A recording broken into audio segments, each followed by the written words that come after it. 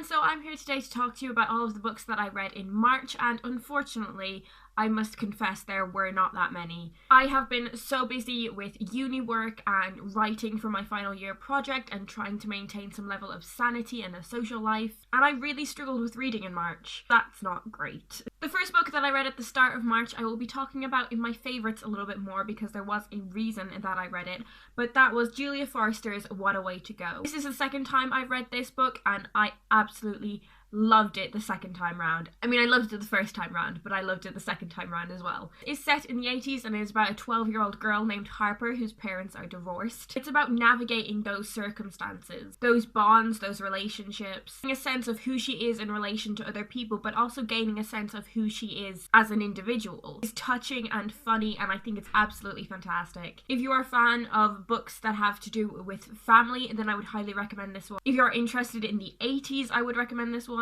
Or if you just want a book with some damn good characters, some really funny set pieces, or a book with little nuggets of wisdom, then I definitely recommend you check this one out. It definitely warrants rereading, like I said as well. It was an utter joy to read through. When I get to my favourites, I will tell you more about why I reread this one. In March, I also read Our Endless Numbered Days by Claire Fuller. This is about a girl named Peggy Hillcoat who, when she was 8 years old, she was taken from her home by her father and taken to an isolated cabin in the woods, and told her that all of civilization had been destroyed. Deep in the wilderness, Peggy and her father begin to build a life for themselves, but when she finds a pair of boots in the forest, she begins to think about who they belong to and unravel the circumstances which led to her father bringing her to this cabin. It's not a spoiler that she does eventually escape, and this book has a lot to do with how reliable the memory is as we piece together what actually happened in the cabin and how Peggy did make her escape. I thought this book was written really well. I did enjoy the little scattering of German words and phrases. Something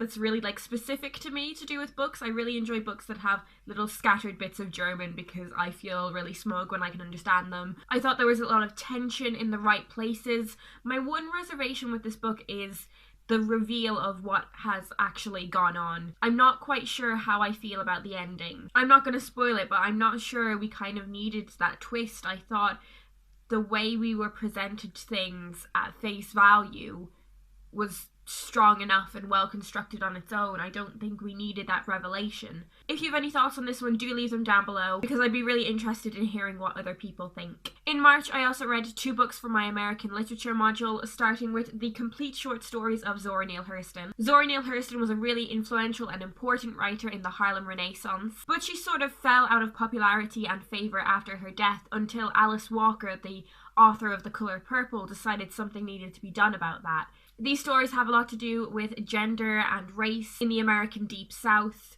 One of my favourite things about her short stories is that they are written in vernacular, they have dialect. So the dialogue is written how it would be spoken with the particular accents and way of phrasing things that are accurate to the people that it is depicting. I know a lot of people really struggled with that when we were reading these, but I thought it was absolutely fantastic and I think it contributed so much to not only the writing style of these stories, but to the point that they are making. Some of the standout stories for me were Spunk, Sweat, and The Gilded Six Bits. I do struggle a bit with short story collections, just because, there are going to be stories in there that you prefer more than others and that kind of thing. But I would really like to pick up Zora Neale Hurston's novel, Their Eyes Were Watching God, because I've heard a lot of good things about that as well. In March, I also read White Noise by Dawn DeLillo, and this is postmodern as fuck.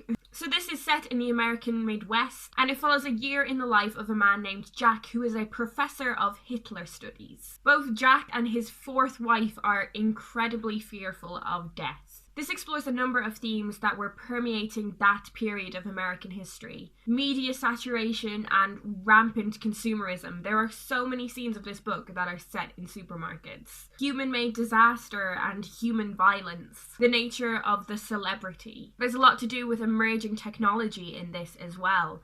I wasn't a huge fan of the reading process of this book per se, but the analysis that we did afterwards was something that I really enjoyed. If you are at all interested in discovering more about people's attitudes and fears during that period of American history, this is a great book for you to pick up. I can't even begin to imagine the kinds of psychological fear and concern that existed in this period of history, because it was so turbulent and eventful. Although I suppose maybe in a few years people will look back on now and think that same thing. It's certainly a very odd postmodern book, but I can definitely see what it's doing, and it achieved it so well.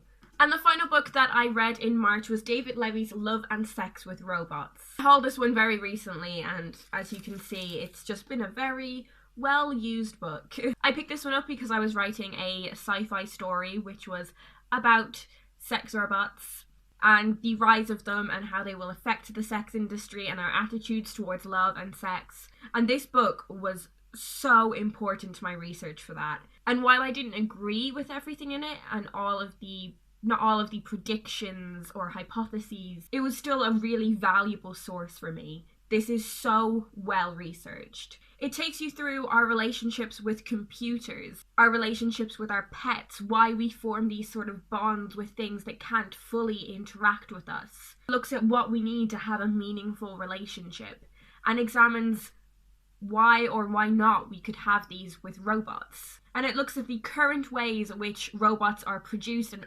artificial intelligence is produced and where that could lead to and what it could mean when they fully become integrated into the sex industry. This book is just great. And even if you don't really agree with everything that's in it, I think it's still a really important source to examine if this is something you are interested in. So yeah, I only read 5 books in March, which is pretty poor by my usual standards, but that's fine. I've currently read 25 books this year, which is pretty good going, to be honest. It means I'm a quarter of the way through my Goodreads challenge. I would like to read a few more in April. That would be good. How was your reading month in March? How is your reading month in April going? Do you have any thoughts on any of the books that I have mentioned in this wrap up? Let me know down below and we can have a little chat. But yeah, that's all I'm going to talk about today, and I will talk to you guys in a few days.